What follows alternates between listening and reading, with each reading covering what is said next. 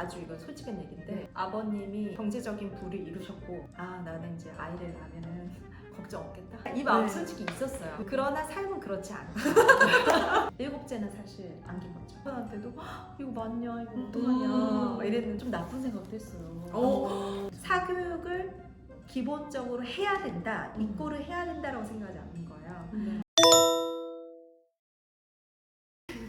크리스천 여성의 회복을 소망하는 크워크입니다. 우리 크리스천 여성들의 다양한 삶을 만나고 있는 언네임드 프로젝트를 진행을 하고 있는데요.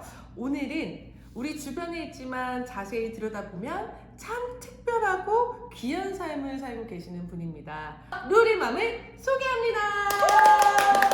크워크 구독자 여러분 반갑습니다. 저는 7남매를 양육하고 있고 루리세븐홈이라는 인스타 플랫폼을 운영하고 있는 김소정이라고 합니다.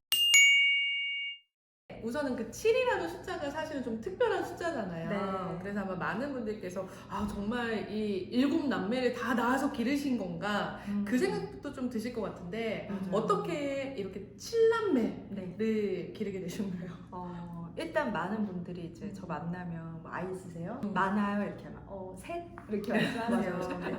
7이라고 말하기가 되게 좀 뭔가 뭐 이렇게 너무 눈빛이 놀랬죠. 달라요. 네 맞아요. 저도 7 낳을지는 몰랐고요. 첫 아이 낳고 일을 할지 육아를 할지에 대한 고민이 많았거든요. 근데 일을 나가면 누군가에게 맡겨야 되니까 그럼 그 맡기는 금액이 내가 나가서 버는 돈과 비등비등한 거예요. 이게 과연 가치 있는 것인가라는 고민을 했고 그게 비등비등하다면 내 아이고 내 아이가 이렇게 정서적으로 좀 안정감을 누릴 수 있게 그때 뭐 저희 시어머니가 친정엄마가 뭐 딱 맡아서 봐줄 수 있는 상황이 아니었으니까 어차피 제 인생에서 가장 가치 있게 사는 삶이란 뭔가를 고민했어요. 그래 일을 계속하면 성취감을 누리고 돈을 벌겠지만 그 이상의 뭐가 없을 것 같은 거예요. 그러나 하나님께서 허락하신 이 생명을 기르는 일은 그냥 내 어떤 생각과 내 판단으로 기르는 거 말고 하나님의 이 진리의 말씀으로 한 사람을 기를 수 있다면 그게 내 인생에서 진짜 가치 있는 일이겠다. 하나님께서 허락해 주신다면 36까지 아이를 낳아보고 싶다. 그런 생각을 했어요. 그래도 꽤 젊은 나이긴 한데 이제는 그렇죠. 첫 아이 낳고 나서 이제 생각을 하고 남편한테 얘기했어요. 나 이런 생각을 한다. 36까지 낳고 싶다. 이 하나님의 진리의 말씀으로 하나님의 도움을 받아서 살아갈 수 있다면 너무 힘든 일이지만 그게 내 인생에 가장 가치 있는 일이 될 것 같아. 36살이 6째를 낳았어요. 남편분하고 어느 정도 동의가 되는지 궁금한데 이게 한 넷째쯤 낳았을 때 이제 남편분이 슬쩍 오셔서 다시 한번 생각해볼까? 라든지 그런 말을 한 번도 한 적이 없었어요. 그리고 저희 시부모님도 낳을 때마다 축복해 주셨고 축하해 주셨고 또 친정 어머니께서 저 셋째 아이 때부터 저를 많이 도와주셨어요. 젊을 때 너를 도와줄 테니 낳을 수 있을 때가 낳아라. 엄마도 그렇게 너무나 말씀해 축복된 가정인 거. 네, 7째는 사실 안긴 거죠.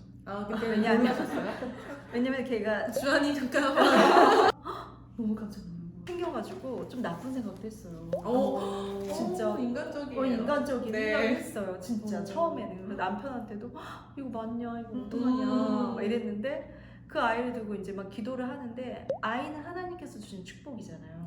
그 마음을 또 허락해 주시니까 그 이후부터 너무 또 기쁜 거예요. 딱 2주 좀 힘들었어요. 그 2주 후에는 아이는 하나님이 주신 생명이고 축복이라는 걸 또 깨닫게 하시니까 그 이후부터 너무 감사했죠.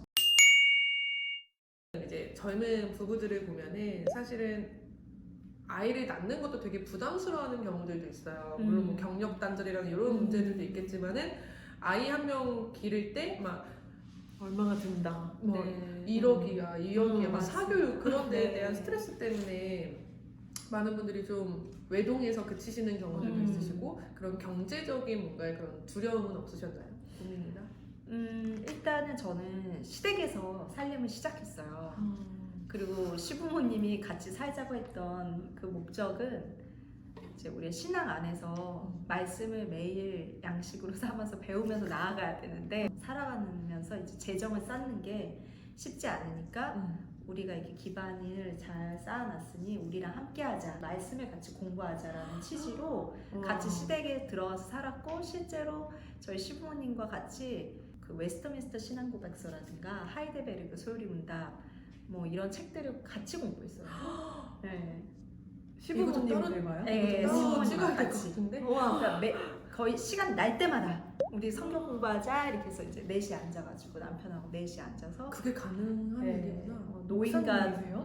아버님 신학 공부를 하셨지만 목사님 아. 아니시고 이제 일반 성도이시지만 예수 그리스도의 정체성으로 사는 삶에 대해서 계속 배워야 된다. 우리 신앙의 선배들로부터. 그래서 뭐 마틴 로이드 존스 뭐 그런 목사님이나 정말 우리가 아는 제임스 제아이 패커 하나님 저 모를까봐 지금 저러면서 지금 얘기하시는. 신학을 하신 아버님이 설명을 해주시니까 너무 이렇게 쏙쏙쏙 들어가고 아니 근데 그게 사실은 며느리랑 시부모님 입장이 이게 네. 이렇게 친해질 수가. 전 너무 좋았어요. 아버님이 아. 어머니도 너무 좋고 저희 아버지 친정 아버지가 저 24살 때 소천하셨어요. 가남으로. 근데 제가 결혼하기 전에 난 결혼은 할 수 있을까? 왜냐면 이제 주변에 결혼한 친구들 보니까 뭐 스펙도 좋아야 되고 부모님이 막 직업도 보고 막 이렇게 조건적으로 보고 하시더라고요. 그래서 나는 내 몸뚱아리밖에 없는데 나는 결혼이라는 걸 할 수 있을까라는 고민을 했고, 또 어떤 배우자를 만나야 될까라는 고민을 진짜 많이 했어요. 지금의 남편인 그분을 만났는데 저에게 준 책이 있어요. 근데 그 책은 아버님이 주셨어요. 아버님을 소개해주러 갔는데 아버님이 혼인 가정과 교회라는 책을 주셨고, 그 책을 읽어보고 정말 이거에 동의가 되면 우리 한번 이 혼인에 대해서 생각해보자.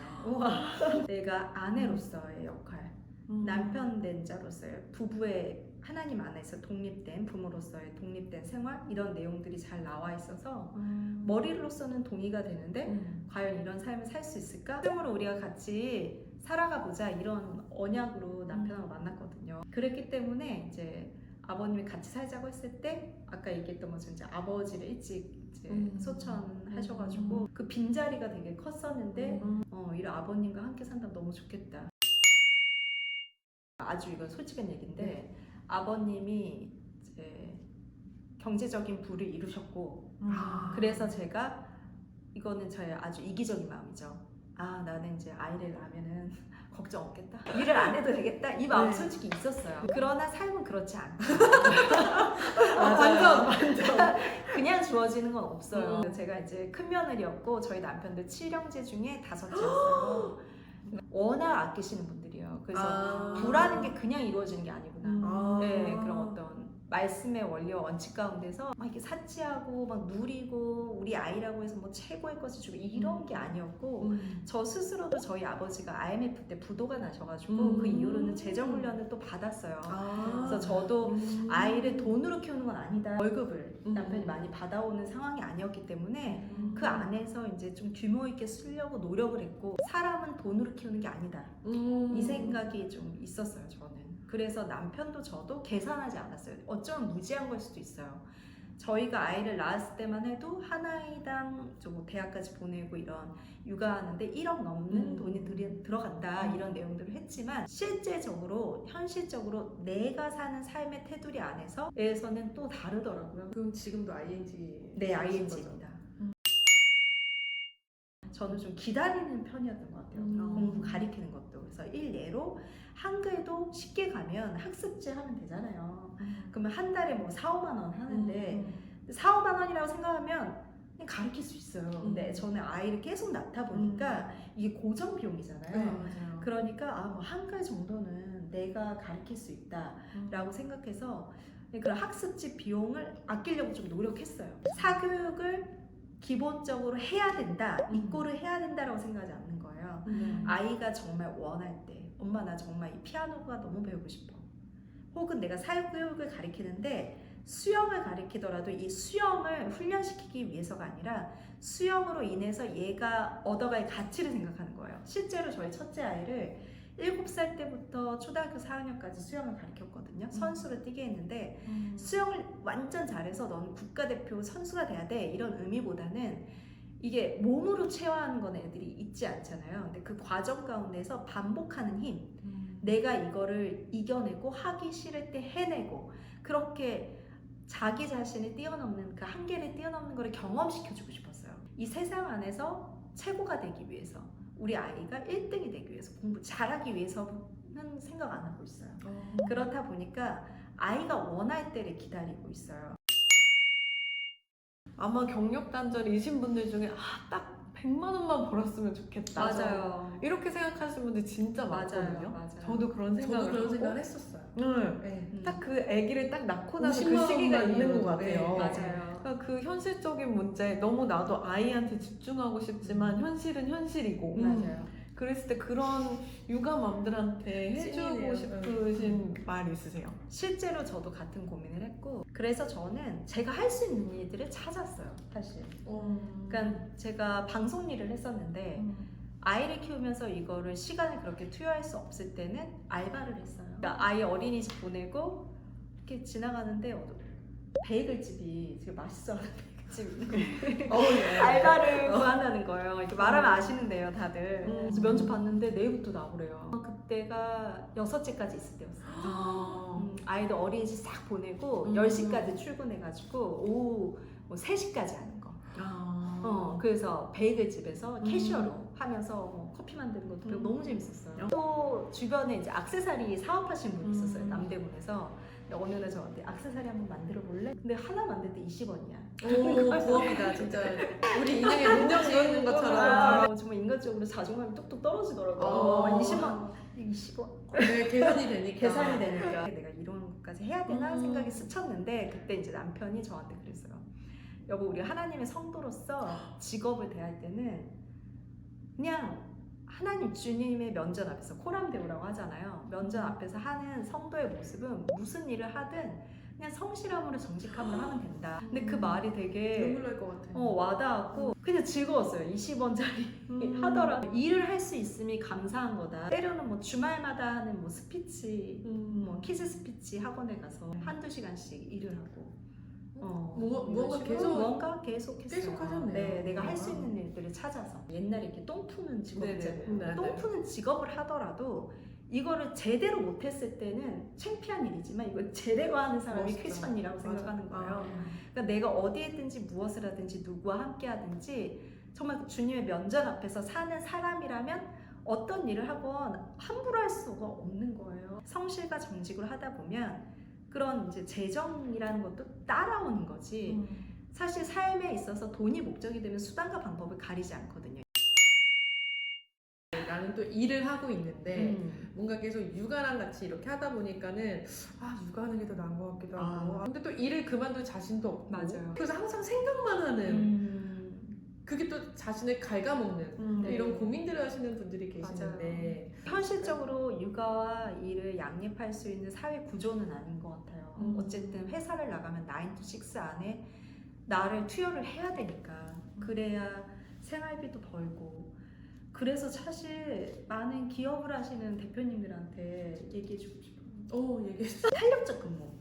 네, 사실 엄마들이 책임감이 엄청나잖아요. 일도 맞아요. 시키면 잘해내고 그리고 뭔가 육아하는 엄마한테 일을 맡기면 뭐 애가 아프다라든지 뭐 이런 여러 가지 일로 빠지지 않을까? 근데 그거를 좀 유도리 있게 시간을 탄력적으로 쓰게 한다면 이게 가능하거든요. 누구보다 일을 잘해낼 수 있는 사람들인데 그런 조건을 해주는 회사가 극히 드물죠. 네, 그런 게 좀 사회적인 구조가 시스템이 변화가 된다면 경력 단절에 있는 분들도 사회에 나가서 영향력을 끼칠 수 있고 또 집에 있으면서도 아이디어가 막 올라오는 분들이 너무 많잖아요. 그렇죠. 그런 거를 이제 분출할 수 있는 구조가 되지 않을까 이런 생각을 해요. 얼마 전에 굉장히 좀 굵직한 그런 브랜드의 이사님으로 계셨다가 네네네. 그만두셨잖아요. 네, 시간을 정말 투여할 수밖에 없었고 뭐 출퇴근 이런 거 상관없이 집에 와서도 회사 생각을 하고 있고 저는 밸런스를 맞추려고 했지만 어디 하나로 치우칠 뿐이지 밸런스는 맞춰지지 않더라고요. 아이가 아직 어렸고 만약 근데 제가 아이가 한둘이었으면 그 자리에 남아 있었을 수도 있을 것 같아요. 아이들이 이제 컸으니까.